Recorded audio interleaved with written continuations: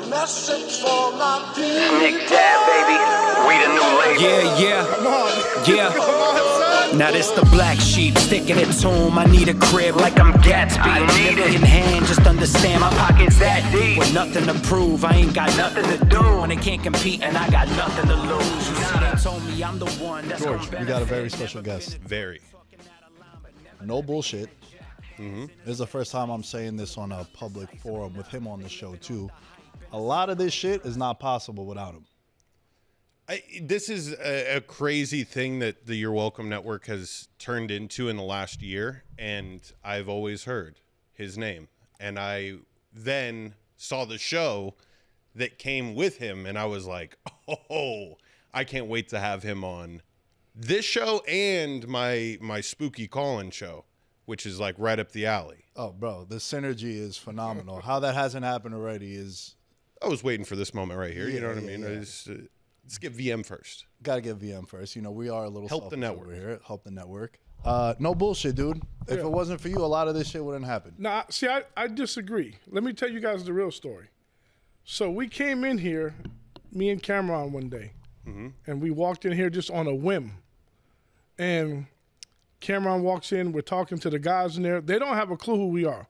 They definitely don't know who I am. They didn't know who Cameron is. And all of a sudden, this is the truth. This has nothing to do with me. I always say this. If Nick wasn't here that day, because Nick came out of the back like Batman. He was like, yo, that's Cameron. Yo, y'all don't know who that is? That's a New York City legend. And then the energy went from here to here. Like, this guy is somebody. And then the guy was like, yo, I have a podcast. It's doing pretty well. You know, we like your studio. And Nick was like, yo, bro, you guys are bugging. If Nick doesn't come in that room that day, Cam and myself walk out of the studio, and it's a wrap. That's just my personal, honest opinion. So I always say Nick gives me a lot of credit, but if he's not here that day, so you talk about fate. Yeah. If he's not here, they don't know who he is, bro. Yeah. They have no clue. No disrespect.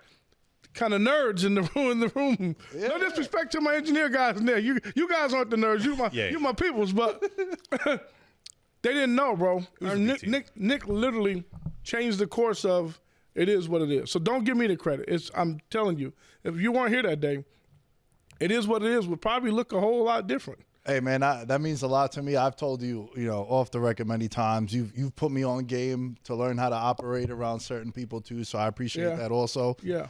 What I was doing here when I was showing was goosebumps, and my hairs was standing up. Because to add more to that story, I walked in, and Cam had his back to the glass, right? And then I walked in, and I just put my shit in the back, and I came in, and I said hi to all the people in the control room. And then, Larry's standing over there. I'm not going to just ignore the person that's in there. I never met Larry before. I go, hey, what's up, man? Nick, nice to meet you. And as that happens, that's when Cam turns around. I'm like, yo, is that fucking Cameron? Cameron, yeah. And then the rest is history. Rest is history, bro. When Nick doesn't come in, though, I'm telling you, the vibe was like, hey, just who are these guys coming in? They probably get a ton of people coming in off the walkway wanting to be on the show or rent the space. They didn't have a clue who he was. And then, Nick's like, Mace, Cam? Oh, come on, bro. What are you talking? And then I think the head guy ended up looking up a little things and seeing that there was some real traction going on, and the rest really is history. So I always say, I think the heavens above that Nick was here that day, because if it wasn't, it probably would be a different outlook on the way it is what it is. It is what it is. Man, thank you for giving me way more credit. Way more credit than I deserve. That's gonna get pinned to the profile. I'm telling you, bro. I appreciate that, man. And then Nick's been rocking with Cam ever since. Like, Nick understood the magnitude of who Cameron really is. I didn't really know, bro. Cam will tell you, I played college basketball. Don't let this belly fool you. I say the same thing, bro. I'm like, yo, this belly's a fuel tank for ass whoopings. Don't get confused. Yeah, so I wasn't a big Dipset fan. I knew the Dipset. I knew who Cameron was. I knew more Cameron than I did Dipset. And so my friendship with him was more of a like, okay, I know you're the rapper, but I started doing business with him, and his business acumen was just like top tier, and it was very honorable. And I was like, I remember after the Versus, they were like, hey, PT was like, yo, man, he should have sung this song. I'm like, I don't know what fucking song you're talking about. You know what I'm saying? And Cam's like, yo, hold on, chill out. He doesn't really know that side of me. That's why, I fuck with him. I fuck with him, yeah. Yeah, because he doesn't care about that side. I care about Cameron the person. He's a great person, bro. He's just a really, I can't speak highly enough. I don't know why people that have been around in the past have kind of, they badmouth. I could never do it. It's been too good to me and my family. But I mean to you. Shit. Just an honorable guy. You do your job, you're good. You know what I'm saying? Do your job. What year was that when you guys met? We met around 2016, 17. That's crazy. And he just coming out in Vegas, and he pop up, yo, I'm in town. I'm like, okay, let's roll, And he just kept popping up. Liked it here. I put him out in, other places that nobody was going to mess with him. And he just, he's not a gambler. He doesn't gamble like me. I think he was intrigued by the gambling because I don't think he thinks that people can beat the casinos. Sports bettors definitely can beat the casinos. Oh, yeah. If you know what you're doing. I think that's the only place you have an edge. Yeah, 100%. How long you been betting? I started when I was 16 years old. One of us. I bought my first. I went with my brother one day. I didn't know what was going on. They were talking about games. I'm like, the Bulls are going to beat them by 10 tonight. And he was like, what? And then the Denver Nuggets were playing. They were like high scoring. I'm like, they're going to go over like 235 easy. And he put in a $500 two-teamer and it won the 2 tickets. So he just listening to me. He was like, put it in. He goes, man, we hit the ticket. I'm like, what? He's like, yeah. So tomorrow we're going again. So he goes, what do you think? I go, the Bulls they're not going to win. They're -1. Detroit's going to beat them. And I'm just a kid, but I don't know any better either. Yeah. And I'm just telling you what my honest take was, and we won again. Put $1,000 on this two-teamer, and it won. And that point on, I started going down on myself. I had a little scruffy beard. I go to the book. Hey, how you doing? What's going on? I want to bet a 2-team parlay. Come in with my $25, and I ended up meeting a guy, and he was like, yo, baseball's where it's at. I'm like, baseball? He's like, the dogs. Big money in dogs. And I was like, yeah, okay. So I'm just going in there hammering our dogs every day. I don't care. $25. Easter break, I start with like $200. By the time I get done, I got like $5,000. And I was done from that point. I was cooked. Bro, $5,000 at like 17. Yeah, I was 70 now. We had a crew in high school at lunch. We didn't go to lunch. We leave the campus and drive down to the book at lunch and go make bets at the lunchtime on our lunch break and then come back. And correct me if I'm wrong, born and raised in Vegas. Born and raised in Vegas. Vegas. Yeah, just like Let's you, bro. go. Yeah. Okay. Yeah. I was like, whenever you said 16, I was like, Yeah. Because New Yorkers, it's like, fucking 10 years old. I mean, you could find a way to get some action. But in Vegas, it's tight. You have to put on the act. Bro, I was 16 years old. I got up to betting $550 a game. I was hammering out NBA games, overs, NFL. I mean, I can remember bad beats to this day on 2 games, and I mean, it was going to change in my mind. I was going to change my life, But I bought me a car, and bro, I was like, you couldn't tell me anything about betting, bro. I had a knack for it. I had a really. Then I started to really study and understand, and I kind of went against the grain with a lot of people, and. I don't know if you guys are familiar in baseball, the run lines, the minus and 1.5s. I mean, I know the guy who invented the run line. I mean, he was awesome, bro. He lived in Florida. You go to Venice, Italy right before baseball season. He come and he did all the lines for Jackie Gahn. I don't know if you know who Jackie Gahn is. South Point? That's his son, but his father was the original El Cortez, the Plaza Hotel. Vegas they had a place called the Las Vegas Club, and that's where the original run line minus a 1.5 plus 1. They actually lost money the first year in that, and they convinced Jackie to do it one more year, and after that they kind of perfected it, and it went through the roof. I was around when the Stardust. You guys remember the Stardust? That's in the movie. It's called the Tangier. Yeah, I was there for all of that, man. I was in the thick of things, bro. I was. And did you ever work in a casino? I worked valet. Okay. And I quit. I was taking my tips every day. I would go in and bet a $100. I mean, valet was a good job back then. For so sure. I take my tips. So like I made $150. I'll take $100. I'd go in there and find a 2-team parlay every day. And by the end of the week, I would hit 1 or 2 of them.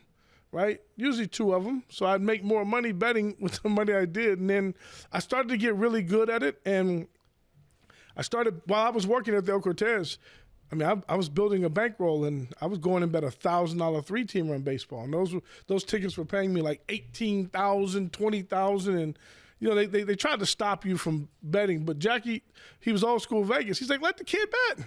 You know, he figured I'm going to lose anyway. He's betting parlays, right? Right. I was just destroying them. So finally, I woke up one day, told a couple of people, I think I'm gonna take a stab at this and do this like professionally. And everyone kind of laughed at me, and I quit. Got my little, they had like a profit sharing at the El Cortez. It was like $10,000. I took and bought me a little computer. You guys won't remember this. You guys are probably young enough, but AOL. That's how I used to get on the internet. And I used to sit at home every day.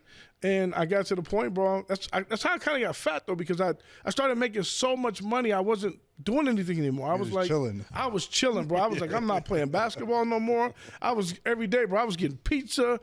I wake up 12 o'clock. I studied from 12 to 3, 3:30. I'm on my way to the book, and I quit. And in the first maybe month and a half, I went from like 10 grand to like 140,000, and I never looked back, bro.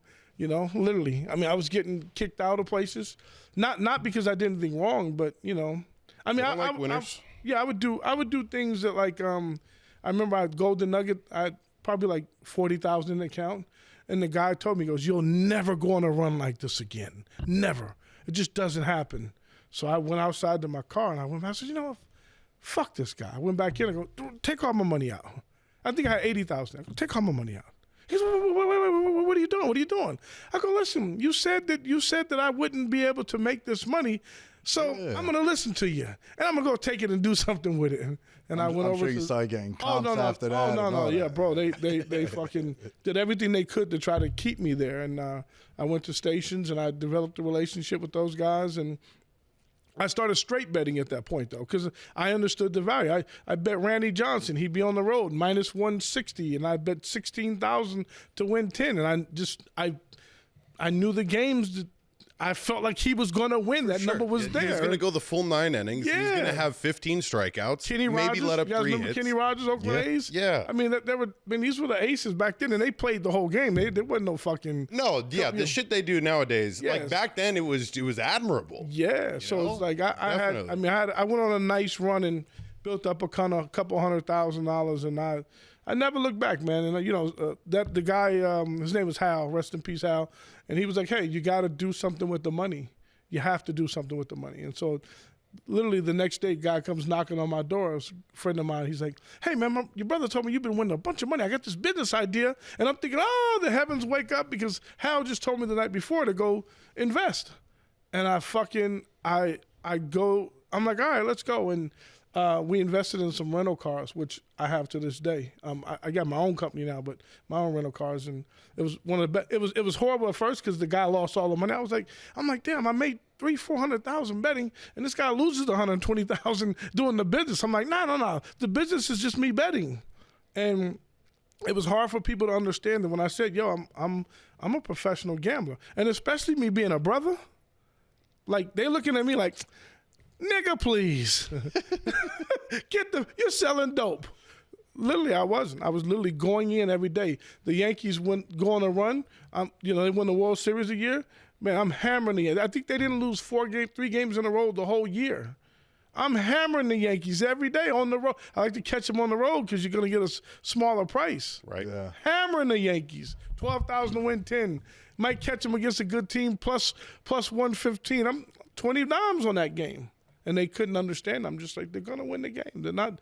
They're loaded up. They're stacked up. And your life has changed, by the way. You said earlier, you're like, oh, there's a couple of bets that if that would have hit, my life would have changed. What the fuck size bets are those, bro? Well, when he's 19, 20 is different. I'm 16 and I'm already going to school. It was for the age, it was life changing. You wouldn't have told you. I mean, you clearly have made a lot of money gambling. Yeah, you listen, at 16 years old, when you're betting $1,100 on the 76ers, and I'm screaming at the TV because Barkley's fat ass has missed 4 free throws in a row, right? I'm 16, bro. Like, this is going to go from 1,100 to 22 to 2,100, and I'm 16, bro. I'm going to school with a knot in my pocket every day, and they don't. This is a drug era. They're thinking that it's drug, sure. and it's not. I'm sitting here going, my coach, my basketball coach, I would go in and like he'd take us fishing the weekend. I'd be like, well, I'll meet you guys, at the place, and I'd go put my tickets in. I'm watching tickets on I'm looking at for the score, the ticker. Back then they had the ticker. We go to his house. Hey, put this. I'm looking at the ticker, or I'm calling the phone line. Bottom of the ninth, the Yankees 9. So you guys don't remember that, do you? We had a phone line, bro. It was brutal. You had to call. You had to dial the number. It would update. Top of the ninth, Yankees 7, Mets 3. It tell you every fucking score. You're like, oh fuck, I need I need 3 more outs. You have to wait like 10 minutes and call back. Hey, bottom of the ninth, Yankees 7, Mets 6. You're like, oh fuck these motherfuckers. Bro, it was crazy. I mean, now it's a little bit more. Yeah. Nah, dude, I remember putting bets in where like. So I grew up a big soccer fan. I'm still a soccer fan to this day. And what would happen was like Champions League soccer, which is like middle of the week, right? It's like all the best teams in Europe.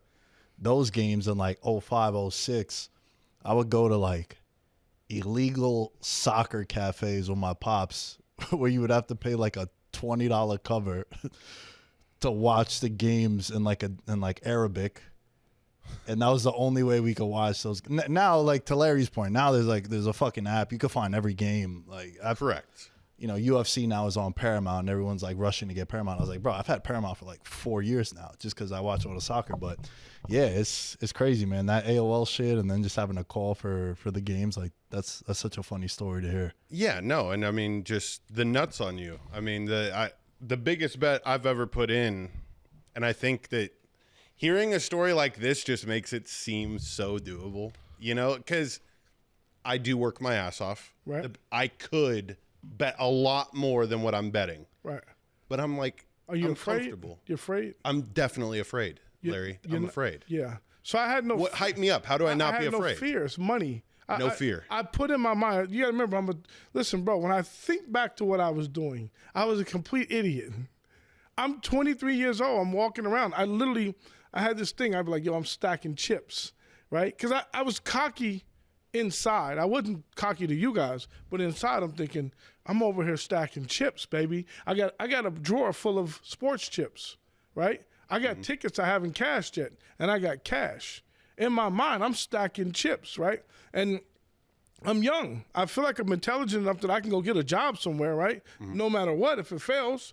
But I'm making so much money, and then I had a lot of I didn't have a discipline with the donuts and cookies because I was getting big. But I had discipline to sit there every day, study, pick the game, find the winner. Because you all can pick the winner. It's about the discipline. The discipline is if you set a number and your number is $1,000 a day and you win the fucking 9 o'clock game and you make your $1,000, but you got 13, 15 other games the rest of the day. That's the problem right there. Yeah. Yeah. You're going to fucking keep going? It's true. Because it seems too easy, right? And the hows of the world would be like, I made my $1,000. I'm done for the day. Right. Well, the other thing too, before we started recording, and I told you I wanted to bring this up because the problem now with the sports betting is people don't want to lay minus 160 to win 100. Yeah. That shit's whack. Like I get hit ups. We get hit up all the time, right? And they're like, "Yo, what's your favorite bet this weekend?" And let's just say it's a UFC card. Yeah. Yo, I like this fighter. Yeah. Come on, bro. He's minus 220. Okay, but you asked me what my favorite bet is. They don't want that. They want plus 220. So they want pluses. They want 50. They want a $50. Our most engagement we get is every week we do he picks 2 guys, I pick 2 guys to score a touchdown. We haven't hit one all year. I kill on anytime touchdowns on the Patreon. Killed it this year. But we haven't been able to combine it. We get the most engagement on that. Why? Because it's a $25 bet to pay your rent. So here's my thought process on that. Once again, I'm around these guys. I'm at the Stardust, bro. These guys are wise guys. I didn't realize what I was sitting with every day. I had an Italian guy who would come over and go, who you like? And I'd be like, I like Kenny Rogers, minus 140 today. He go, he likes Kenny Rogers. They hammering the game. I don't know who these guys are. I don't find out who these guys are until like 6 months in when a guy got killed at the Stardust. The guy, one of the gangs, they killed not one of my guys, but the guys that they recruit, they killed the guy in the Stardust. They shot the guy. It's the truth. You can look it up. Jesus. And I'm like, who are these guys? What the fuck's going on? Those are the wise guys. The wise guys love me because I'm giving them plays. They're not strong-arming me. I'm just a little black kid that comes there. He be, hey, his name, Nick, come on. Larry, come here. I need one real bad today, buddy. Who you like? Give me your top play. I don't know what's going on. They just all Italian guys cool with me, right? Then I realized later on, oh, that was the gangster spot, right? But those guys taught me a lot about value of money. And what I would do is he started to tell me, like, listen, you got that game minus 220, and that game takes 3 hours to make. You're betting $220 to win $100. He goes, this is how he said, that schmuck over there. And he showed the guy, no disrespect, but this is what they're saying. That guy's over there sweeping the floor. He goes, that guy makes $79 a day. He's got to be here for 8 hours. You just made $100 in 3 hours, and you're sitting around getting a cocktail. Cocktails, for free. Fact. So it's like, he started to give me the mindset of the money. And then, he told me one day, he goes, listen, if we gave everybody in this sports book, there's 100 people in here, if I gave them $100,000 within 6 months, they'd all be broke. Only 3 people would have more than $100,000. He goes, a lot of people can't stand prosperity, so they're looking to hit the home run, the parlay. They're looking to make $1 out of 15 cents. And he goes, man, you pick winners, pick the winners and go on. And he would always tell me, like, you bet Kenny Rogers today, right? Yeah, minus 140. You bet 14,000 to win 10. He goes, you might as well be on the Oakland A's today. You're on the team too with a straight bet. And that's how I looked at it. If they won, I won. And I didn't mind laying, the price. And that was for sure a game check. Yeah, yes. For an Oakland A's player 100%. Bro, I would go to I remember the NBA All-Star game was here in Vegas. It was bananas, bro. It was the worst thing. That's why Vegas didn't get that's why Vegas was like, we're not doing nothing with Vegas, because they weren't prepared for it. All the people from LA came over. They were saying there was like 10 people to a room. It was bad. It was really bad. And what was the commissioner name? David Stern. He was like, never again. We're not coming. They're not. Thomas and Mack is not equipped. If you were here, It was full of the brothers were here. And I go out to the club, man, and the guy's like, what are you, because I'm popping bottles, and bottles were reasonable back then. You come and pop bottles, be $150 a bottle. Now it's $900 a bottle. You know what I'm saying? But I go in there, I'd be in there with Dale Davis and Reggie Miller. It's like, who are these guys? I got more bottles than they do. And I told Dale Davis, I bet on guys like you every day. He's like, you bet? He's not touching gambling at all. He's Reggie Miller heard bet, and he's skedaddled, right? He's like, I'm not get away from these guys. But that's what I was doing, man. But baseball was my main thing, football and baseball. I mean, I did really good in college. College was different back then too. College, you had Nebraska, they'd be minus 45 for the game. They'd be up 52 at the half. And they wouldn't let up. The score would be 85-3. It's not like that anymore. They don't run the score up kind of like that anymore. I mean, like, there were teams back in the day, like, you can't tell me the coaches weren't gambling. I mean, listen, the boosters, listen, if I'm a booster at Alabama and we're minus 37, they're making, listen, bro, I used to have these games. I used to bet $1,000 three-teamer with minus 145, minus 47, minus 52, and minus 33. And they'd all be winning by halftime, bro. Kid you not. And you'd just be like, and you had second half betting, but you didn't really have no in play. There was none of that. But those teams you're like, nah, come on, you're getting this money. It's a different ball game back then, bro. Nah, for sure, man. And even, what's the guy's name? I'm not the biggest college fan, but I think his name is Rick Barnes. He's the Tennessee coach right now. Yeah. He recently said that. Yeah, like last week he was like, man, the way these guys be playing sometimes, I feel like they're betting on the games. And then he's like, I shouldn't have said that. Yeah. You see guys sometimes, it's a little sketchy. But, you were saying something about the dude sweeping. That's why there's a saying, I'm sure you've heard it too. It's like money won is better than money earned. Yeah. Twice as sweet. Yeah. It's like, man, listen, Shout out to Killer. I get paid very nicely. Yeah. When I hit a 3-leg parlay for 500, Yeah. it might as well be a $5,000 work week. Yeah. You know, so I get it. So what I try to tell guys, so I got a Patreon. My Patreon's Top Bet Plays. I charge $99 a month. Because people go, why do you charge plays if you're so good? Well, I get limited. I mean, there's times, bro, listen, this is all facts. When Westgate, I go in, I'm just destroying Jay Cornegie over at the Westgate. If you guys know Jay Cornegie, he's pretty big. The Superbook was one of the biggest sports books. Yep. And he called me in one day, and so what happened was, real quick story, I was at a game, I'm at the Anaheim Angel game, and I'm on this run. It's an unbelievable run again. I'm probably up 400,000, and the kid texts me, goes, "You're finally going to lose a game." And I'm like, how the fuck do you know I'm going to lose? He goes, "I've been telling you the whole time." He worked behind the counter. He's like, "I'm looking up your plays every day because I booked a trip to Jamaica." And I'm like, "Motherfucker, send me something then if you're going to take my plays." And so I'm like, "No, I'm cool." So I'm joking with the kid. And they're losing the game. It's the bottom of the 8th inning. And so me and my wife, we get up and we leave. We're starting to head back to Vegas. And I'm like, "Cut the radio on. Let's see, what's going on." Mike Trout with the grand slam. I got $30,000 on this game. I'm thinking I'm going to finally lose a game. The kid texts me. He's like, "Yo, can you believe this? We're going extra innings." I knew once we're going extra innings, we're going to win the game. That was Saturday night. I go in. They started doing things to me to like discourage me. Like they would tell me, "You can only bet an hour before game time." Oof. So I have to give them an hour before game. If the game started at 4:05, if I was in line and it was 3:06, I couldn't bet that game. Dang. And I was like, "Yo, this is some bullshit." So finally I'd be in line. I'd be like, "Yo, I've been sitting there at 3 o'clock and this guy in front of me has got 30 fucking tickets." You know what I'm saying? Then they'd have to let me bet it. And then what they were doing was they were laying off the games. They would go bet whatever I was betting. They'd go lay off on it somewhere else to kind of offset the winnings, right? If they could. And he called me in one day. He goes, "Hey, man." He goes, "We're sitting at the place. Because you see everybody walking into the door?" He goes, "They might as well just come over here and hand you the money, man. Hand you the money." And I was like, and listen, as a young black kid coming from the hood, that was a moment that I was considered a sharp. And listen, you want to talk about prideful? Oh, fuck yeah. Oh, I'm like, Jay Cornegie is basically telling me that I'm a fucking sharp. He goes, "You're reading the lines way too well, bro." And I'm like, "Come on, bro. It ain't no fun if the rabbit got the gun. Come on. You guys got me for years. When I was younger, he said, "No, the rabbit's got the gun. You ain't letting go." And I ended up, I knew I was in trouble too. I had a friend at the Caesar's Palace, and he called me. He goes, "G5. That's my company." He goes, "G5. He goes, "You're killing them over there." He goes, You're taking all the money from the book.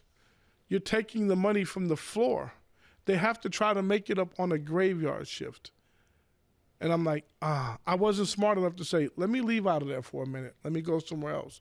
I just kept hammering them. I didn't care. Then he told me that I could. They cut all my limits. I started going in. They go, "Hey, let me get 20." Now game at 5 o'clock. I come in at 1 o'clock. I'm gonna bet the Dodgers. Line went from 115 to 125. Let me bet the Dodgers. Dodgers winning this game. 30,000. You can bet 500, Larry. And I was like, 500, huh? Go fuck yourself. Yeah. Yep. That was the way of them. And I looked at them. I go, "Listen, you guys can let me continue to play, or I'm going to send some of my white friends in here. I have a ton of white friends. You're never going to know. I'm going to nickel and dime you guys to death. I promise you." And I got my crew, and everyone was on like MySpace or Instagram or Facebook, whatever.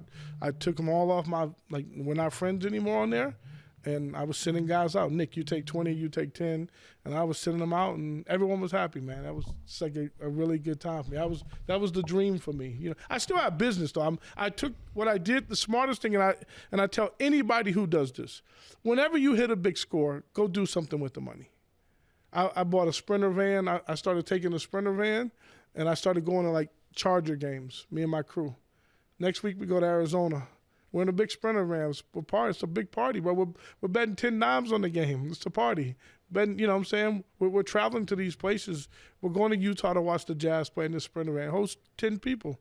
We're having a blast, right? And I wish I could have, like, documented that whole thing, like, really documented it. Like, because back then no one was doing it. I had the idea of go to games and sit behind home plate and be like, I bet 30,000 on this game.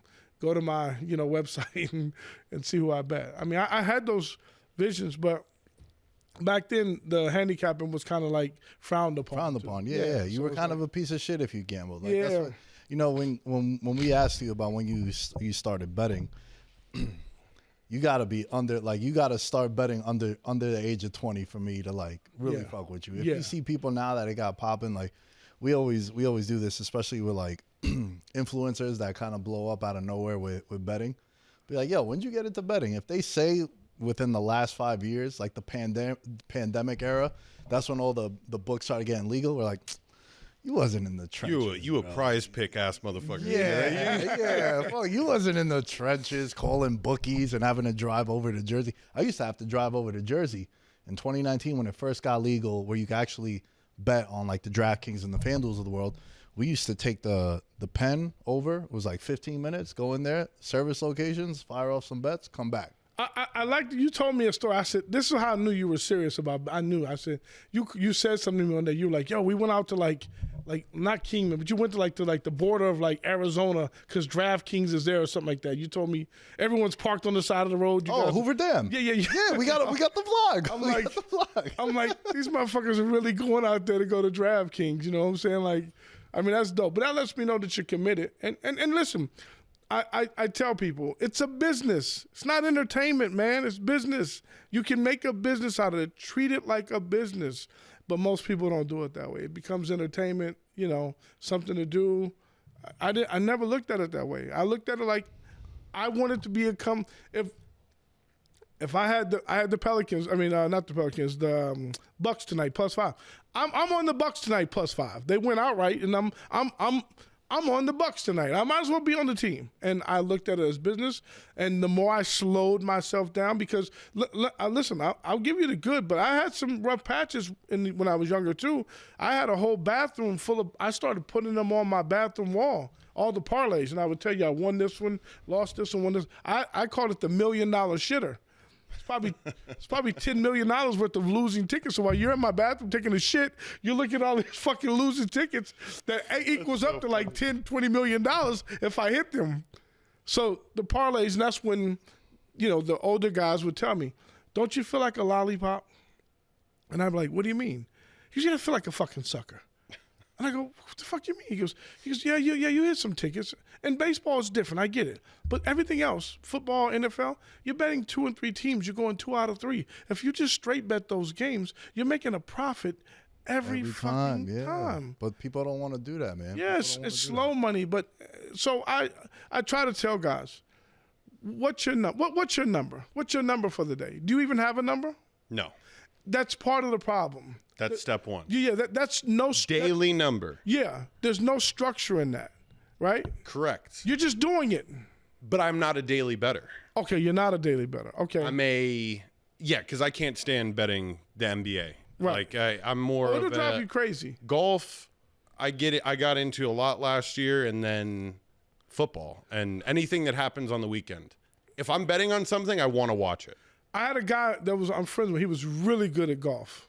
We kind of felt he's really good at golf. Consistency's key in that. If you ride, pause. If you ride people that are like, Bro, top 25, you can make hella money. Sometimes he'll randomly post like golf tickets about guys to finish like top 10. Yeah. And I'll pay attention to it, or if I'm bored, I'll throw like $20. And like he does well, but sometimes it's like, well, this guy to place is like -180. Yeah. And it's just not appealing to the masses because of what we were talking about before. I'm gonna take it all day. What's your number? Do you have a number? I have for the week. Okay, for the week. For the week. I don't bet every night. Like tonight I bet Jokic to have a 30-point triple-double, and he got it with the 2 overtimes. Yeah. I did that because I'm like, everyone goes crazy when they play in the Garden. Like it's more situational. I like betting on sports that they play once a week. Right. Fights once a week. Yeah. Right. NFL once a week. Soccer, maybe you'll get 2 games. Because to me, there's more urgency. Like, dude, NBA guy, game starts at 4:07 over here, and then they're like, Cade Cunningham's gonna sit tonight. You're like, so much for Pistons -3.5. It fucks the whole shit up. You ever heard of Don Best? Yeah. So back in the day, all my friends would laugh at me. I'd be like, I spend $500 a month for Don Best, but I'm getting all that information at 11 o'clock in that morning. I'm knowing. That's why when they say about like these guys were telling people what's going on, like who's not playing, I'm like, Don Best has been doing that for years. You had to pay for it, but I would know like, hey, K's not playing today. Or it'd be like a later, but I know before you did. I knew before ESPN announced it. Right. So whoever they had at those places knew. Hey, Nick's not playing. Nick's fighting. He's banged up. Hey, injury. Right. I would know those things. I mean, I treated it like a business, and I would tell anybody who really wants to do this. There's two things I do. I set a price. Right now, my thing is $1,000 a day. That's what I want to make, $1,000 a day. Right. If I make $2,000-3,000, cool. Next day, I'll tone it down a little bit. I start on Mondays. If I start with $10,000 on Mondays, by the time I get to Sunday, if I got $13,000, man, I made $3,000 for the week after all the bets. Plus, I'm getting all the comp points. People forget about those. Yeah. There's a lot of people who don't want to like put their card on there. Oh, I don't want to be tracked. And bro, it's comp points. This is going to sound crazy. At one point in time, I'm not exaggerating. I wish Maribel was here to tell these things, but I had so many comp points at the Westgate. I literally called one day between them and stations. I literally called and said, "Hey, I want to move into the Westgate. I want to use my points to stay. I want to have a maid, everyday maid to clean. I want to have service, and they accommodate you." Yeah, and I had it to where I could have stayed 14 months at the Westgate and used all those points. I didn't have to leave. Holy shit. So I could have stayed a year and 2 months, and then I could have stayed 18 months at stations. That's amazing. So that's how many comp points. And then like I was like so generous with the comp points. Like let's say if you're married and you're having an anniversary, I'm like, hey man, here's $300. Go to Benihana's or go to the steakhouse in here. It's on me. Don't worry about it. I get you a comp. Like, your daughter's graduating. Hey, go take the Elvis suite. It's on me, man. Congratulations. I had so many points I was giving them away. You know what I'm saying? I mean, it was, yeah, I mean, like, I didn't pay for a meal in these hotels for 2 years. I mean, I would go eat breakfast every day at stations and, take it out my comp points, right? I mean, Red Rock, anyone that go to the spa, I mean, it's a life. Yeah. And then listen, sports, you don't get anything either. But I never used them. So, and then they started to where you could take the cash off. And I'm like, oh, hell yeah. Now I'm looking up, I'll take $1,500, $2,000 a month off those accounts. And because you're betting so much, it's paying your rent. If you do it right. Right. Yeah. And got to be patient, too. Got to be patient. All right, well, this is a really fun conversation, man. We'll definitely have you on again, especially once the off season, and just fucking yap for an hour and a half about all these betting stories. I want us to go on. I want us to go like because I'm interested in the UFC. I'm interested because I'm. That's something I don't do. Like I hear you talk about it, and I'm like, fuck, man. I kind of. And I got the guy Matt that's on the network. That's on the You're Welcome network. He's a big UFC guy. He calls me with these like huge underdog play. This guy's gonna beat this guy's ass, and I look up and he'll be like plus 190 and he wins, right? I'm really interested in the UFC, and they're at the stations. When I'm at the stations, there's two groups of guys that walk in there all the time. The slap guys, you seen the slap guys? Yeah. Like those guys are always there, and then the UFC guys because they all fight. Yeah, dude, they stay there. We could definitely set that up. Yeah. We could definitely set that up. We're gonna do a big collab with the UFC, and I'll tell you off the air. Yeah. We got and there's cards every weekend. Cards every weekend. So. Yeah, I'm down for that. And then the last thing I'll say with that, like you become an even bigger fan. When you see that shit in person, bro, it's way because like the biggest gripe I got with boxing, and obviously I'm way more pro MMA, but like, bro, the first fight you go to is you'll be like, bro, this guy just main evented two cards ago. Yeah. And now he's on the prelims. Yeah. Like in the UFC, there's no politics. It's all under one umbrella with Dana White, and he's like, yo, Larry, you're the champ, right? All right. George, you're the number 1 contender. I don't want to fight Larry. All right. Yo, Jory, you're number 8. You good? You healthy? All right. Skip the line. It don't matter.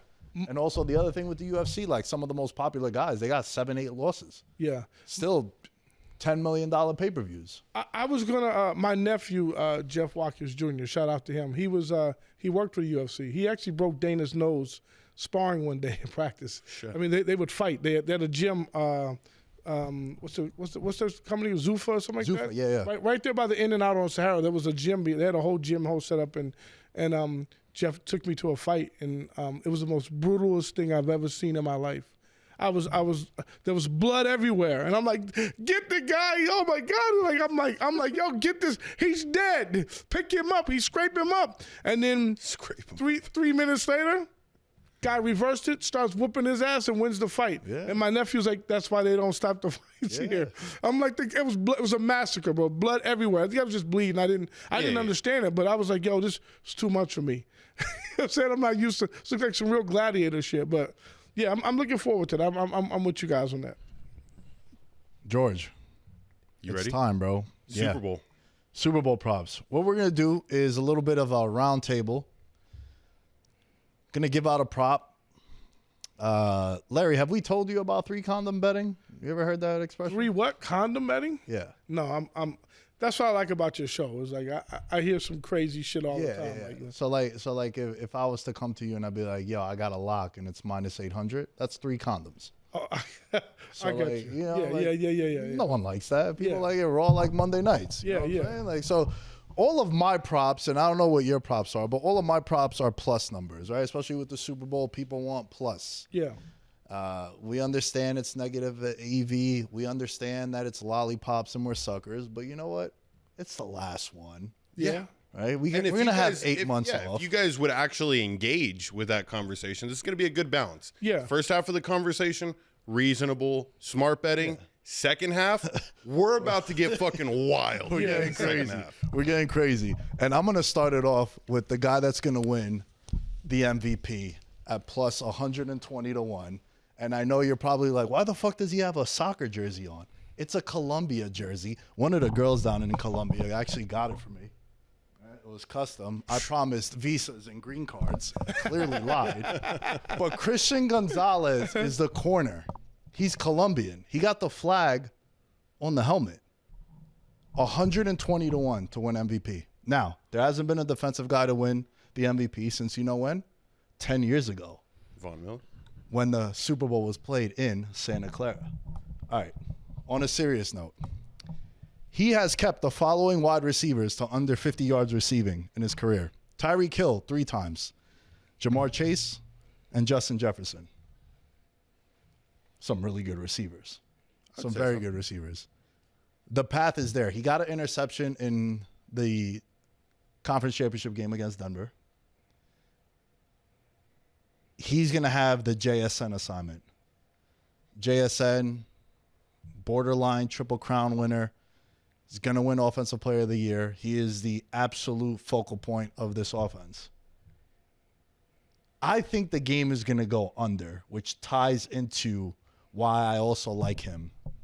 Man, if he could keep JSN to like 4 for 39, 2 pass breakups. He has to get a pick. Has to get a pick. God forbid if it's a pick 6 like Cooper DeJean, which we called last year, 15 to 1. Right? Larry, how many times have you seen a white cornerback get a pick in the Super Bowl? Not. Does Jason Sehorn, did he get one year or no? Nah, I don't think so. Giants got smoked. Giants got smoked, and he was a safety. We're talking about an actual corner. We don't got any. Right. So we had to, for our culture, we had to bet the white quarterback last year. But Christian Gonzalez, 120 to 1. I've made this bet. I told George we're going to Barry's when we hit this bet. I think the path is there, bro. I really do. I think if Sam Darnold, the ghost, right? It was against this team. It was against the Patriots. Sam Darnold never beat the Patriots. He's never beaten the Patriots. 0-4. I just think, I think it's a 20-17 game, 23-20 game. The under's 46.5, right? I know I'm kind of giving you guys 2 props right now, but we're fucking going guns blazing right off the gate. Christian Gonzalez, he's been our boy. We've been talking about I hit him plus 750. Bro, yeah, you hit him plus 750 to have an interception in that game. I just really, I really like it because he is a legitimate follow you around corner. There's not many of them. Like that lockdown corner gets thrown around a lot, but like sometimes the guy goes to the other side of the field. Like Patrick Surtain, he don't really switch sides. He's usually on that one side. That's why Riley Moss, the other white cornerback in the NFL, he gets picked on all the time. Yeah. It's like, first of all, you're a white guy out there. Milk check. Number two, we're not going to throw at Surtain. We're going to throw it your way. We're going to always put our better receiver on that side. He's going to follow him everywhere. And the way to stop Seattle is you take away JSN. Yeah. So I really think he's winning. It's a fun one. Here's the go Nick ahead. Dais handicap also. Halftime show is Spanish, baby. Bad Bunny. yeah. Yo soy fiesta. I'm in. I'm in. Yeah. I think that's going over. I don't even know what the number is, but I'm taking it all. Well, I don't know. You said 46 and a half. 46? What is Yeah, it? 46 and a half. minutes? Is it plus money on that or no? Nah, it's minus 115. Oh, no. Okay. Well, that's close. Can we bet those? Or you want all pluses? Because I picked a couple of pluses cool. on there. Yeah, no, I picked that's a couple of dogs. I'm not, I'm a dog better too. Don't get it twisted. I'll bet some dogs now. Yeah. They just gotta can't be poodles. They gotta be something that's gonna Hey, bite. come on, I got a poodle. I got a pit bull at the house. You know.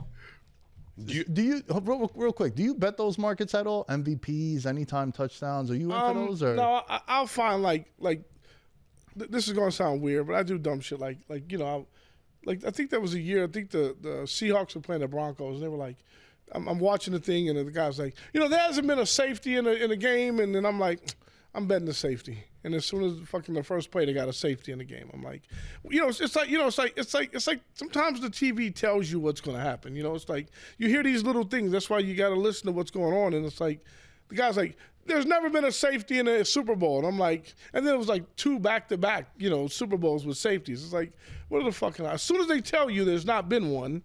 It's like, how it is. It's like the kicker jinx. It's like, this guy's hit his last 8 50-yarders. Yeah, and you're like, fuck, yo. Yeah, as soon as you said it, you're like, fuck, he's done. You know what I'm piece saying? of shit announcer. Yeah.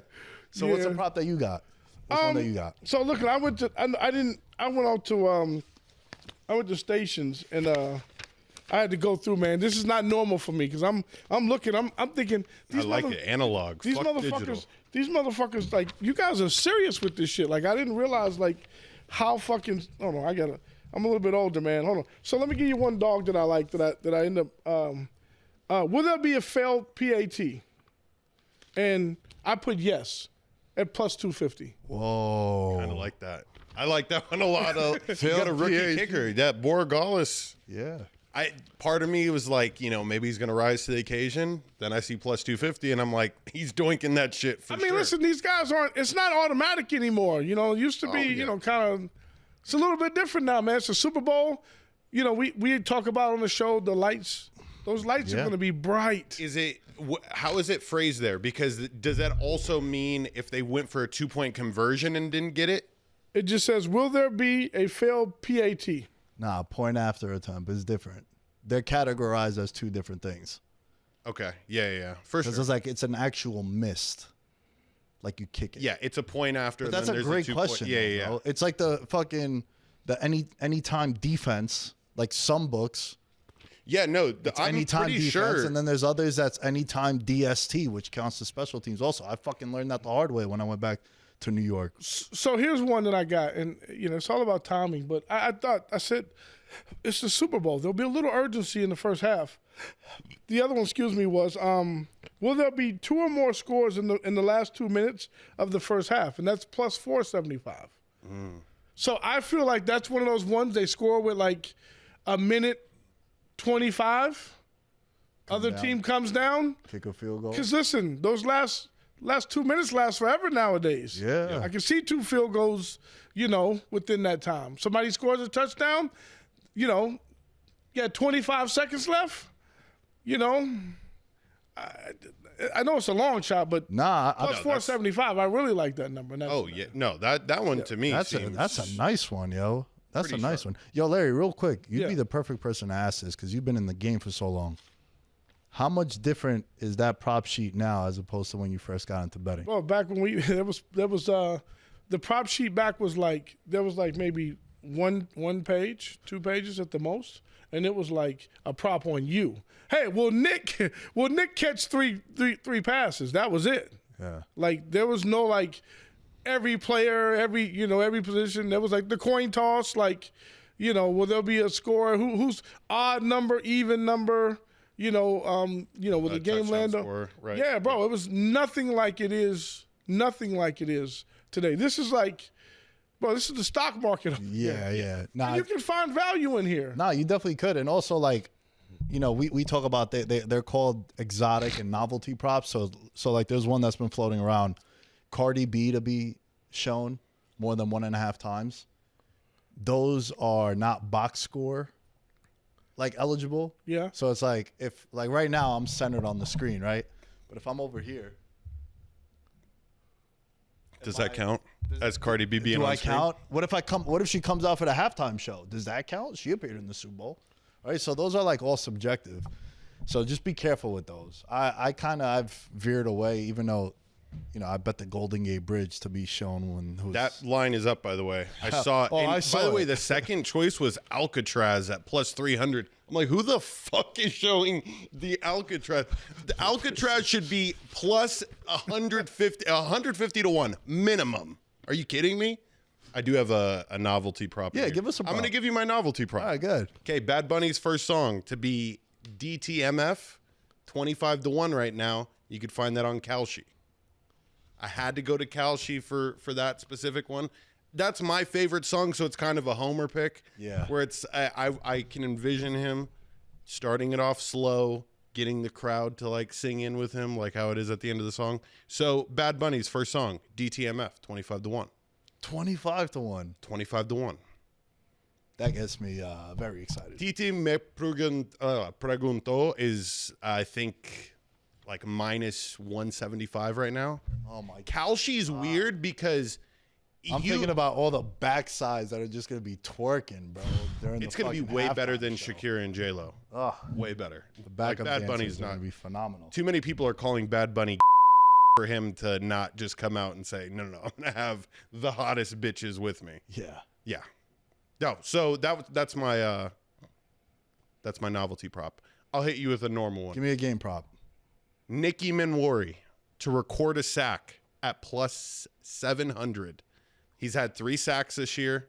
He's had 18 pressures. And let me just paint the scenario for you. He's obviously really good in coverage. I mean, the way he undercuts passes and everything, I just don't see value in betting him to get an interception. This is a dude who is, even though he's a rookie, dare I say, is the leader of the group. Because when Reek Woolen that prior week got that excessor taunting penalty, he was the one that got in his fucking face and said, hey, you need to get in line right now. This is my team. I'm going to paint the situation. It's him coming off the edge, off a play action, right into Drake May. And it's going to be like a knockout shot. Like, you're not going to be expecting it. It'll happen in the fourth quarter. This is the exotic blitz. Plus 680 on FanDuel, but I'm sure you can find plus 700 somewhere on the best player, in my opinion, on that Seahawks defense to get a sack. You also got to remember that Drake May's been sacked 15 times. That's the most in second most, in a 3-game sample size in the playoffs. Yeah. So he's getting the shit kicked out of him too. So I do like that one. And Carson Schlesinger, I think his name is probably going to win Defensive Rookie of the Year. But I like this kid out of Seattle. Yeah. Larry, give us another one that you got, bro. So I was thrown off by this one because I don't understand. It says Drake May, New England, fourth quarter touchdown pass. Yes, plus 175. And I'm like, they're saying he's going to throw a touchdown in the fourth quarter. Yeah. Right? And you'll get plus 175. And you get plus 175. I'm like, is that an error? Like, shouldn't it be? I mean, I thought it would be a no. I thought it would be minus. Right. So like, when I see bets like that, it confuses me. Because my instinct is to say, hell yeah, he's going to throw a fourth quarter touchdown, especially if they're down, A garbage time touchdown, or it's a game winner. Yeah, it's like they're pushing the gas. It's like, how do you not take that bet? Yeah. But that's a bet that looks like kind of too good to be true. Yeah, because then what if it's a rushing touchdown, right? It's the pass down to the 1 yard line and you get fucked by it. Yeah, it's fucked. But that's one I like. I like that. I mean, I take a shot with that. I take a shot for him to score a touchdown pass in the fourth quarter. Fuck yeah, hell yeah, all day long I take that. Plus 175. Yeah, no, that's for sure. And then also, like, to your point, Larry, if they're like down, gotta throw from behind too. Like even Mahomes last year, he threw I think 2 in the fourth quarter. Yeah. Shout out our boy D Hop. I was looking at like my most viewed reels the other day because I was bored, and I saw that. I was like, what a call from the lads. What a call last year. We said D Hop was going to score a touchdown last year. It was plus 600. Yeah. And we were getting cooked all week. They're like, dude, he only plays like 12 snaps. I think he played 13, and he went over on everything. So shout out to D Hop, came through for the had brand. a major drop too. We thought we had lost. Oh my God, we bro! Texted back and forth. He had dropped a wide open. It would have literally been a 75-yard touchdown. Seam up the middle. Every bet would have hit, and he dropped it. God, Cashed that one late, bro. That was a good one. Yeah, I'll never forget. That was a good. So I had another one. I gotta find it, but here's another one. But it said, "Will the Seahawks defense or special teams score a first half touchdown?" And that's 850. I like that. I like either one of those defenses to score. The other one's plus 600.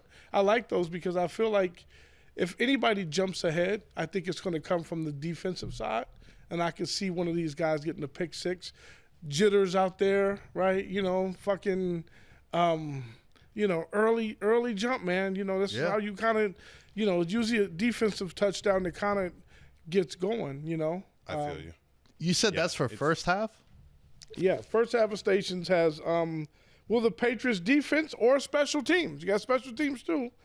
Score a first half touchdown? Yes, plus 1,000. So that could be a punt return. Yeah. Listen, it makes sense because for them to score a defensive or special teams touchdown for the game is plus 600. So first half you get a little extra. Yeah. Okay. And the same thing for the Seahawks, they're plus 850. So, like for me, I'd put $100 on something like that each side, and if I just win one of them, you need a touchdown from one of them. I mean, I mean, dude, one of the bets that I had was taking both defenses to score a touchdown. You get plus 600 on Seattle, defense and special teams, and then the whole game. For the whole game, and then you get plus 750 for New England. Look, bro, Sam Darnold had the most turnovers in the NFL by a quarterback. And then Drake May, we've seen him get the shit kicked out of him. Got sacked 15 times, a strip sack fumble. Those are in play. So that's one. I think that there's going to be a defensive touchdown. I hope it's from my boy, but I really do. So those are some of my props there. I think there's going to be a defensive touchdown. Can I give you my most? This is my favorite one. Okay. This is my favorite prop. I don't know. You had a fucking outfit change for your first bet. How is this one your favorite one? Well, this one I just get excited when I think about Medellin and Colombia and all that, and shout out to Christian Gonzalez. Bring it home for the boys. All right. You got to kind of shop for this one. The casinos here in Nevada and some of the legal casinos don't offer it, so maybe you got to go into the Kalshis of the world. George, ready for this? The first penalty of the game to be pass interference is 12-1. Ready for this? Jackson Smith drew the third most pass interference this entire year. Carlton Davis, Marcus Jones, and Woodson are in the top 15 for most defensive pass interferences on the Pats. So they got 3 guys, the PI. JSN is 12-1. Because the favorite is a false start. To Larry's point about the jitters, right? Come out, the snap count. It's the first drive of the game. It's a 3rd and 8, false start, 3rd and 13. Now we're punting, right? So the favorite is always that. Then it's holding, because holding is for both sides of the ball. Got it. Then it's offsides. Is holding still plus money? Plus 300. Okay. Offsides plus 500. And then pass interference. Personal foul 15-1 if you want to get into that. But I really I told Jory about this shit maybe like a week and a half ago. I was like, yo, bro, this is like an obscure one, but I offensive pass interference. Again, the jitters, right? JSN beats him on a slant. throws his arms up, PI. Then they put our boy Christian Gonzalez on him to shut him down. You know what I'm saying? So 12-1, the first penalty of the game to be a pass interference. So you said you had to shop around for that line. Where did you find that specific line? Like what site? Bet online. Bet online? Okay. I've been seeing exotic ones there. Bet99 was one that I had recently. Have you ever used that one? That one's like a Canadian one. I couldn't even access the line, but I was able to see the line on a separate website. If you just go on the internet and put bet, you'll get thousands. It's like the same thing when you put you. Yep. There's a lot of U's that come up. For sure. It's not always YouTube. No. So it's kind of the same thing with bet. But yeah, I'm sure there's many of them. I have a crazy one that's similar to the Drake May throwing a touchdown pass. This one's a plus 185. Okay. For Ramondre Stevenson to have 5 rushing yards every quarter. This one to me is like he's going to get it. I mean, he's going to get a carry every quarter. Will he get multiple carries every quarter? I hope. I hope that they don't start doing this Travion Henderson bullshit. Or, I mean, worst comes to worst. Like, if he gets injured early, this one's clearly fucked. But 5 yards? 5 yards? This is a lock to me. And I solemnly use that word. This one, I must. Ramondre Stevenson putting on for Las Vegas. And you know what? It would be just wasting too much time. I don't have MVP listed as one of the 6 props. He's my Super Bowl MVP at 30-1. Ramondre Stevenson. Boom. Okay. Listen, he's been taking the carries in the backfield and the touches. So yeah, they clearly have made the decision that Travion Henderson is second fiddle. Yeah. Because there was a moment there where Travion Henderson was running wild and everyone was like, oh, Ramondre, his time's up. I'm glad that the course has corrected. And he lost his dad at the beginning of the year. I did not know that. So he's playing for something bigger than himself, which I like. A little extra motivation. Facts. You got another one, Larry? I do. So, and once again, so here we go. So, early on, I feel like Cooper Kupp, Super Bowl player in the past, he's won a championship. Yeah. Think he kind of knows what it takes. I think you can see him score a touchdown in the first half. I kind of hate that I'm narrowing myself down, but listen, for the value of it, plus 450 again. I like the plus 450s, right? I just feel like Cooper Kupp, they're going to go to him. He's been there before. He understands it, right? Yep. He's not the player that he was, a couple years back, but he's a champion. He knows what it takes, and I won't be surprised if you kind of go to him. He's been there. The nerves won't be as bad, and I like that to score a touchdown in the first half. Yeah, that's true. I like a settled into the game type of guy. They're going to be throwing all the double teams at JSN. My other one was I thought about Stefan Diggs because what you guys said about showing Cardi B. Because there's a thing like they had the Kelsey what's her name Taylor's like I mean I know she's not Taylor but there's a little NFL like hey you showed the white girl why don't you show Cardi B and Cardi B's entertaining so I can see her going bananas I can see her getting real hood in the stadium if he scores you know what I mean but only because you guys said that there's a prop bet that how many times she's shown. Yeah. It's a good one. Do they have what color hair she's going to have? No, you can't bet that. That would have been a good one. Vrabel had a good story from Media Row this week talking about how in the snow game in Denver when she was down on the field, she was like the only person you could see because of her lime green hair. Thought that was hilarious. Cardi B. So we have to, if you could find the line out there, I don't think she's going to go lime green. I think that would be it would be too close to the opponent's colors. Ooh, good point. So it definitely won't be lime green. Good point. Won't be blue. Hey man, I got one. I want to give one for Stefan Diggs. Similar to the D-Hop read last year. This dude had lost a bunch of conference championship games. He finally gets, he was 0-3 in conference championships. He finally gets to the Super Bowl.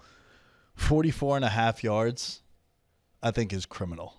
You got to ladder that. I think you got to ladder it, and I think plus 800 for him to have the most receiving yards, I think is in play, bro. I think it's in play. There's going to okay. So for as good as the Seahawks defense is, they give up a lot of big plays down the field, like because they're so aggressive. That's why, to Larry's point and to my point about there being a defensive touchdown, I think it's very likely because both defenses, the secondaries, they give up big plays, but they fucking go and get the ball too. It's high risk, high reward. Yep. And I think Diggs could just like nickel and dime them down the field. Bro. 8 yards, 12 yards, nothing crazy. And then before you know, you're like, oh shit, he has 8 for 102. I could not agree with you more. Tell me you weren't struggling to figure out a little bit of which one of these Patriots receivers is going to have 100 yards receiving. Because one Patriots receiver is going to do it, and I picked mine solely because he was their big play, just getting the job done sparingly. 1 reception, 2 receptions. Pop Douglas, I'm laddering him. He's my choice. You could get him to get 30 receiving yards at plus 350. I'm taking that shit all the way up to 80 receiving yards at 28-1. Bro. He's gotten over 100 yards one time this year on 4 receptions. And that game, it was against the Falcons. He got a touchdown.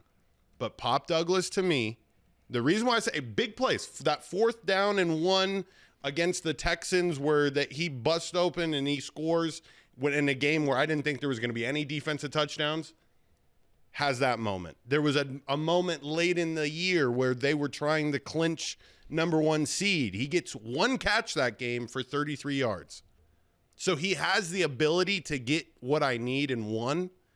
And all I'm asking for is that all the attention is put off to other people. Pop Douglas becomes a New England hero. 28-1 for him to get 80 receiving yards is fucking crazy.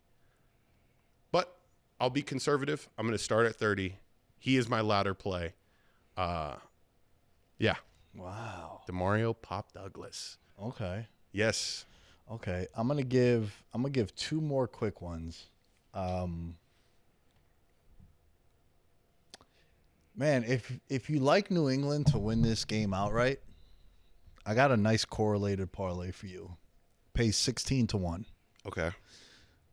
This is only if you like New England to win. Which, by the way, I'm starting to like him more and more. Because everybody I talk to, Larry, Seattle easy. Bro, I can't even tell you guys how many people. I'm not exaggerating to you. I've had 55 people tell me Seattle. Easy money. I just saw, before I came to film with you guys, one guy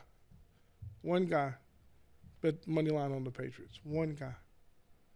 And I know how that, I know. And someone told me, they go, this might be the year. A guy who works behind the counter, and he told me, goes, this might be the year the public is actually right. They haven't really won in a long time. And I'm thinking, this ain't the year. Not with those numbers. There's no way the books are gonna just. It just seems too good to be true. Yeah. Mm-hmm. And I mean, I haven't had just one person, bro. One. Nah, I know, bro. Same, man. And listen, I was the guy going, Seattle's gonna get this money. I'll tell you guys what I do. 11 o'clock in the morning on Sunday, game day, I'll look at the overseas lines, because that line is not going to move on this game. It'll move overseas, but it won't move here in Vegas. Right. And when I watch that line move overseas, whichever way it goes, it's which way I'm going to go. I do it every year. All you have to do is, everyone goes, tell me your pick. I go, I don't know. At 11 a.m. on Sunday, about 11:05, I was update and fresh and Don Best and look at Pinnacle and all these places around the world, and I'll see, because Vegas is not, their number is set. Whatever the number is. If all this money is on Seattle and it hasn't gone up. Yeah. Yeah, man, I'm kind of with you too, bro. I like that call on the international. I never thought about that, but that's a interesting. Yeah, Vegas take. is set. Yeah. And I started doing this when the Denver Broncos were playing. Denver Broncos were -3.5 favorite. I think opened up Peyton Manning, and I watched that number go here in Vegas. It stayed at 3.5 the whole time, and overseas I watched that number go to Seattle, down to 1.5. Plus 1.5, and I knew. I went from 11 o'clock. I tried to get every dime that I could. I think I won like 60, 70,000 on that Super Bowl.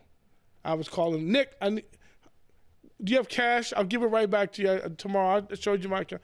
Give it up, please. I need it. Just give me all the cash. I was calling all my friends. 5,000, 3,000. Bring it, please. Bring it immediately. I'll give you a couple dollars. Don't worry about it. Come on, bring it. Loaded up on. I went fucking hammered. It didn't move. The number didn't move. I don't think people understand the value of overseas. Vegas is kind of they don't let you play here. Overseas, these guys are betting $100,000 on tennis matches. Mm-hmm.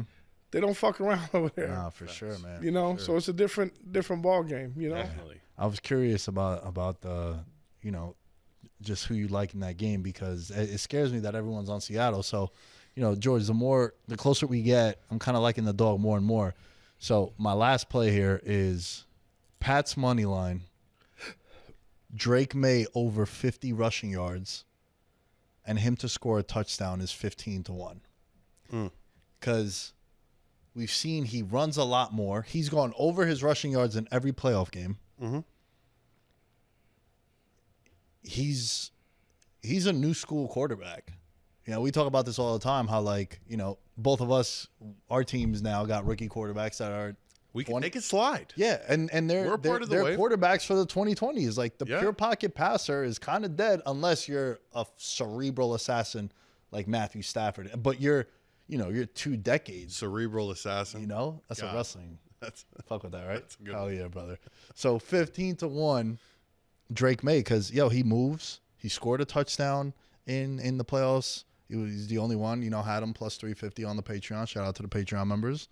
So that's, to me, if you like New England, I think he's going to have to convert those 3rd and 8s, 3rd and 6s on the ground. And, dude, also 37.5 is just his rushing yards. I like that over. And, by the way, just because we've had this happen before, fucking pay attention. If George is telling you that he likes Pop Douglas to get 80 fucking yards, he also likes his 10.5 receiving yards prop. Of course. You know what I'm saying? Sometimes we don't need to state the obvious. Just listen to what we're telling you. Drake May, in this example, right? 37.5 is his over-under. I think he's going to get 50 or more yards. Yes, I like that. Just sometimes you just got to connect the dots. When we're talking about the ladder. So the ladder, for those that don't know, is if a guy's at 37.5 yards, like Drake May, it's like, all right, I'm going to bet him over 40, over 50, over 60, like you're climbing the ladder, and then you start hitting your plus 240s, plus 600s. Yeah. If he gets 70 yards, he's plus 500 to have the most rushing yards in the game. Kind of interesting too. The Pats with Milton Williams, he came over from the Eagles. When he's in the lineup, under 3 yards a carry. When he's not in the lineup, 6.1 yards per carry. Jesus. Remember Snacks Harrison played for the Giants and the Jets? That guy was similar, where fucking The splits were nuts. Yeah. And this guy, so that's why I don't like Kenneth Walker to have a big game. And if they can't run the ball and it's on Sam Darnold, it's kind of another reason why I'm leaning towards New England. Do you have any because I know you're pretty good at betting futures. You like futures. I fucking love futures. So what do you have going right now? Do you have any futures Could you hedge off anything in this Super Bowl? Nah, for this game, no. I would have if the Rams would have went there. I had the Rams from the start of the year. Yeah, okay, you needed that. I was big on the Rams. You're pretty good at that. I was going to stake you a couple. I thought to myself, let me stake him a couple of times. Just you're betting. I don't know what you're betting. Whatever I was going to double up, triple up. If you're betting, what do you know about $500? On futures, I hit futures pretty hard. Yeah, I probably have in rotation about $5K a football season into futures. Yeah, I love it, and by the time you guys are hearing this, Matthew Stafford probably wins MVP. So we had him at 45-1. We had Barkley, offensive player of the year last year. Futures. dare I say, there are not many that are as good as me when it comes to that. Game to game, you could find others. Even though my game to game is pretty good too. Nothing like the futures though. Bro. Are you guys involved in like the big contests that they have? Do you guys like those type of things or no? I like them. I liked them like when I didn't know any better. Yeah. Now that I've done them, I'm like, I fucking hate these. Right. Just because you lock up the money, and it's like with the futures bet, because I would connotate them. They're relatively similar. Yeah. There's more life. In some of those contests, you can be out. I mean, if you're in the weekly Survivor contest, you could be out week 1. Yeah. There's the other contest, the Millions, where you can get 5 picks against the spread every week. And that one I would just say is like a slow death. Yeah. You know by week 4 or 5 if you have a legitimate chance. And at that point, if you start to slide, submitting your picks every week is like, fuck, this sucks. I was in the Hilton one. I didn't do it this past year. I did the year before. I came in 23rd, but it didn't place. I pissed my pants. The lights got a little bright for me, and I pissed my pants, man. I was changing my bet, and I was like, there's a solid amount of luck involved in all of these contests. But Futures, maybe that's what we do next year. Maybe I get like 10 grand, right? And we get like 10 you do your picks. Yeah, everyone, you do them to where like, we make it to where like, because listen, if you can hang in there long enough, if you can, there's a way to split the money. I mean, if you can hang in there, but yeah, for me, it's like, to me, when I look at the contest, I used to get them like you said, but now it's like, let me bet I might as well bet a game money line and just win it. There's nothing more annoying than if you were week 12 of a contest and you go 5-0 and you're like, and you didn't bet them straight. I mean, that's literally the worst thing in the world. Yeah. I'm just curious if you guys did that or not. If that's something you guys. I did the contest the second year that I moved out to Vegas, and I split the entry with someone, and I'll never do that again. I'll never split an entry with someone where their input on the games is. See, I wouldn't do that. I like the old school way of just staking a guy. Hey, listen, man. Right, check this out here. I'm giving you $5 grand. You're gonna give five entries into the contest. Yeah. And if you fucking end up winning, we're gonna split that 50-50 or whatever it may be. Put up the money. Yeah, I don't want to be like, no, don't bet that, Nick. Yeah. Because that'll piss you off when you're good and the other guy's a bum. You're like, oh fuck, why did I listen to this? Yeah, it's just like, and he's a pro bettor. And it would just be like, well, dude, I do this for a living, And I'm like, all right, man. I would always defer, So like, nah, I can't do that. For me to do that again, it would have to be like that. Like, it's like playing poker. A lot of guys get staked. So I'd be like, yo, here's $5 grand. You got 5 entries. You got 5 entries. I got 5 entries. We fucking, we pull it together and you go. You just break the percentage down. That's all. I've thought about doing that, but then I did that for someone else, and he pissed his pants. He was doing really, really well, and I came in one day and I looked at the sheet. I'm like, yo, bro, you're like in like 9th. There's like 8, 9 people, but he's in the top. He's doing well. He's got a chance. And as soon as I told him that, he went to shit. I should have never said anything to him. I should have just shut up and not even let him see the fucking sheet where he was. Bro, I can't. I fucking hate when like the Rams future. I had a friend, yo, bro, you got it. I'm like, don't tell me. Wait until it gets there, and then we can decide. Like, I'll have friends that are Debbie Downers. I'll be like, yo, bro, if I hit this bet, might win like $50,000 on these like 3 teams to win a championship. He's like, dude, you're gonna have to pay taxes on that. I'm like, bro. Yeah. Let me have that problem, bro. Yeah. Can I fucking win the bet and then I can have that problem? You're telling me you're fucking playing it. Look, let me hit this bet. Yeah. And then we could decide. So back in the day, I don't know if you guys ever did this or not. In the contest, what I used to do was there's some guys that are really sharp that are in those contests. And at the Westgate, they used to have to put the sheet out before Saturday night. It had to be out, Sunday morning, so and so you could see what everyone else had. So there's no like telling you like after the deal. Right. You can see. So I would go look at the top guys, and if they were all on this, because it's a point spread system. Yeah. And I would go in there and look at the top guys. If I knew you two were top guys, I'd be like, oh, they both like the Cowboys. Oh, okay, I'm gonna money line that game. Yep. Right. I mean, and I think they do it differently now, where it's digital, so you can't. Yeah, bro. I was like, when you said that, I was like, shit, I would have been. But that's what I'm saying. Like being like, listen, as a sports bettor, we're always trying to get an edge. For sure. And that's one of the things I'd be like, simple. Well, look, this guy's won the contest, 3 times, 2 times or whatever, 1 time, or he's always in the top 10. This guy knows something here, right? So let's tell this guy and see what it is. I used to go there at 12, 1 o'clock at night, get the sheets, see what everyone bet.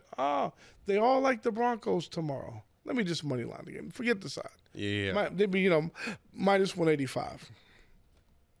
Just finding ways to win. That's all. I'm just throwing stuff out there for you guys. I have 2 more props, Nick. Do 2 more props, and then we'll do a 3-leg anytime touchdown parlay. We each give one. So I'll give you some time to think about someone you want to throw. Anyone anyone you want. You want to go crazy and throw a defense? Anyone you want while George gives his picks, and we'll wrap the show with that. An offensive lineman to score an offensive touchdown. Whoa. 25-1. I saw this. 25-1. And I just, Vrabel's, both coaches, I will say, defensive minded. And so they appreciate the offensive line a little bit more.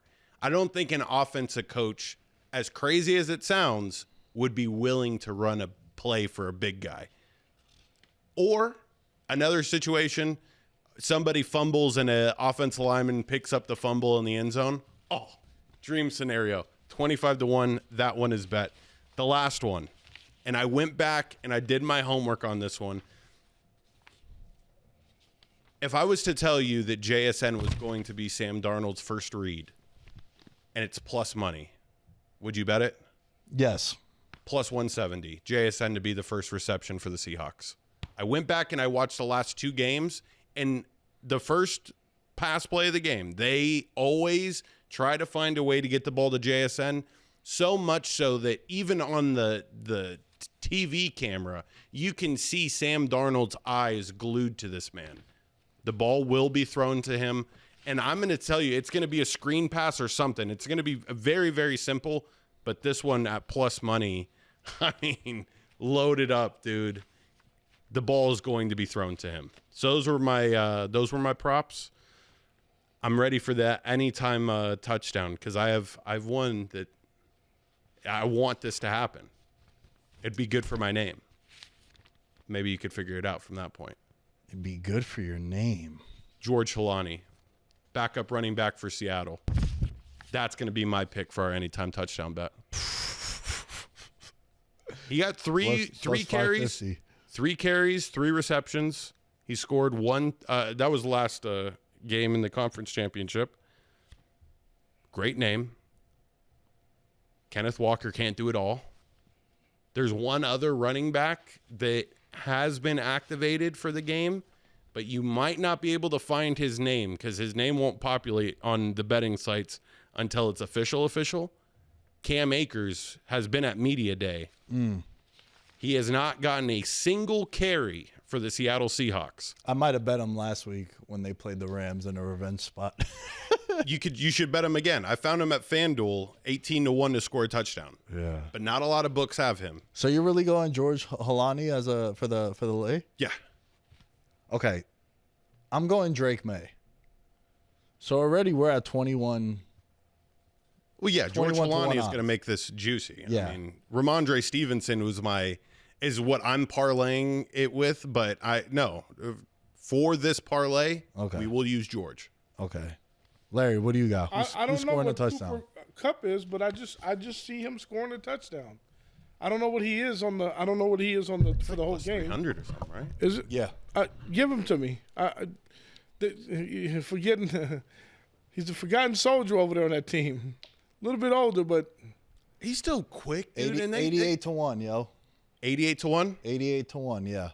do you guys want the long? I mean, I wasn't trying to be a long shot. I just feel like he's. Oh no, I picked, mine was plus 550. Yeah. Yeah, Drake May has the same odds. Both Drake May and Cooper Kupp are plus 295 if we're going exact. You could probably find plus 300 also. And then Holani. Yeah, 88 to 1, yo. The VM Alienated collab anytime parlay. Last one. We're fucking hitting this one. All right. Don't be fucking whack and not tail this. All right. It's the last bet. $20. All right. You can pay your rent. Yep. And if you lose it, it's $20. You spend money on worse. You know what I'm saying? George, last thing. Who's winning? The Patriots. I'm not willing to. I mean, I don't think I'm going to put a play in on the side though. I think my play is going to be the over, and I might play the side live during the game if I have a feeling. But I just have so much money in props that picking a side in this is. I wouldn't want to take them money line. I wouldn't want to take them with the points.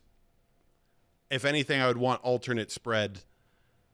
Pats like -4.5. Do a reverse line. That's the way that I see this playing. I have gone back and forth. I'd made a post. Not anybody saw it, so I fucking deleted it. Because I think Instagram doesn't like when I'm saying that, hey, AI is telling me that gingers are good in gloomy conditions and it's going to be mostly cloudy for the Super Bowl. And I was like, maybe this is AI's telling me it's going to be Sam Darnold. Since then, I just can't find a way that the Patriots aren't going to make it close. Like, this game is not going to be a blowout on either end. That's the way I see it. What about you, Larry? Listen, I told on It Is What It Is, I told everyone, I have the clip of it, me and you were talking, and I said, this is like, it wasn't like I did anything, Jim. It was only 4 teams left. I said, listen, I think the Patriots and the Seahawks are gonna go, and I think the Seahawks are going to win. I want to stand by that for right now, but that could definitely change. Yeah. And I like I said, I have a pretty good system, and on because I do like the Seahawks. I do think that the public could be right on this. They really could just end up just really, because this team reminds me of the Legion of Boom. These guys play, man. They don't mess around. But the Patriots have been good all year. No one expected them to be in this position, really. It's a tough game. And the number says that the Seahawks win. I mean, it's a janky number. Let's be honest. I mean, 3.5, 4.5. I mean, it's a really janky number. It's more of a favorite number. I mean, because you really got to win by 6. At the end of the day, that number is really 6, 4.5. People don't realize that. If it was 3, I'd be taking the dog. I wouldn't care. I'm taking the dog. Because, to your point, that's a really good point you bring up. Because if the line gets to 5, people are gonna be like, "Oh, I don't like it now." It's like, no. To your point, if you like Seattle at 4.5, you kind of have a 1.5 point cushion anyway. Yeah. Until 6. So yeah, I love that. Yeah, but I'll wait, and you can hit my Patreon. I don't like to use the word on fire. I think what we do is every day is we hit our quota. We want to hit our marker, the $1,000 marker every day, right? So, but I won't know until around 11:30, 12 o'clock. That's how I'll make my final decision. And listen, if you guys see me at the sportsbook window, and I'm just kind of like doing this right here, I'm just listening to who everyone's betting. Because if it keeps it up, and everyone's betting Seattle, then the Patriot money will come in late. They'll fly in late. Right. They're getting here this week. The last thing I'll say about this. Right now, at the time we're recording, like we've been mentioning, Seattle is a 4.5 point favorite. The last 30 Super Bowls, 16 times the Super Bowl has closed -4.5 or higher. The underdog in this scenario. What do you think their record is against the spread? So in 16 games, what's the record for the underdog when the points are -4.5 or more? 10-6. You're very close. What would you guess? You said how many games? 16. 16. I'm going to say I'm going to say 11 and 5. Even closer. 12, 2, and 2. And they've covered 7 times in a row. An underdog of -4.5 or more has covered 7 in a row. Go back to the Bengals. You go back to the Eagles. You go back to Denver against Carolina. You go back to the Ravens against the Niners. Saints against the Colts. So it's telling you a lot there. Yeah. My official pick is Pats 4.5 and the under 46.5.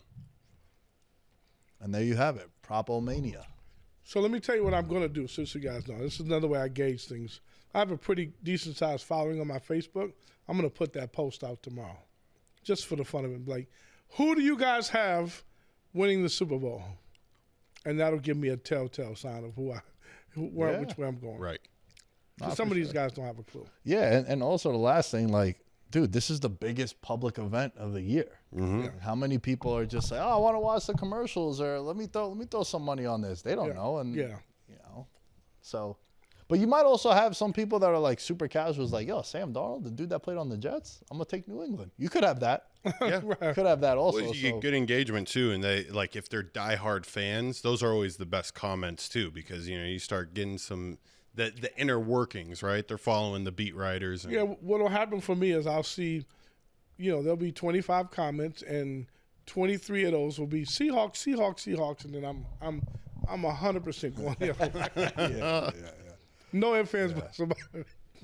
Hey, man, thanks again for coming on the show. Nah, This man, was thank fun. you for having me, I man. definitely want to do this again, and especially in the off season when we have, you know, those conversations are a lot more like the first half of the show where we'll just be yapping the whole time about sports betting stories, because I know you have 100 more hours of them. Yeah. We have as many hours of them too. So It's an honor, man, to be on the show. I appreciate you. having me thank on. you, man. Most And- people don't know about betting. I wasn't all the way out there, but I appreciate you giving me the opportunity to come on, and it's a pleasure to talk to you guys, and you know, hopefully we get some money together. I wouldn't mind vlogging, going to some. We were talking about it. Yeah. The schedule kind of fucks it up, but I wouldn't mind doing some kind of cool shit like that. No, absolutely. Now that we're in the welcome, you know, we're all family and looking out. I think we can come up with some really creative ideas betting wise. No, absolutely, bro. Anytime. Thanks again for everything that you've done, and you know the kind words in the beginning. We'll make sure to have the social media plugs for all this stuff to find Larry. George and myself will be back with a show on Monday post Super Bowl, and then after that, you know, we'll be back Wednesdays. We'll be filming, and we're going to one episode a week. We'll be posting on Thursdays on the You're Welcome Network. Rate, review, subscribe, follow us wherever you can find Veterans Minimum, Facebook. We're on fucking LinkedIn. All right, we have no business being on LinkedIn, but we're on there. All right, we got Instagram, TikTok, the whole nine, Twitter. I'll never call it X. It's Twitter. So yeah, at Veterans Minimum is where you can find us. Good luck on your bets. Yo soy Fiesta. Christian Gonzalez, bring it home, and we'll see you guys next time. Peace. Element. I'm a gold medalist, bronze like your medal is. So many deer in headlights, but it's bedtime. Hear that supper bell, main course be the venison. Dab. Most dangerous game. Either kill or be killed.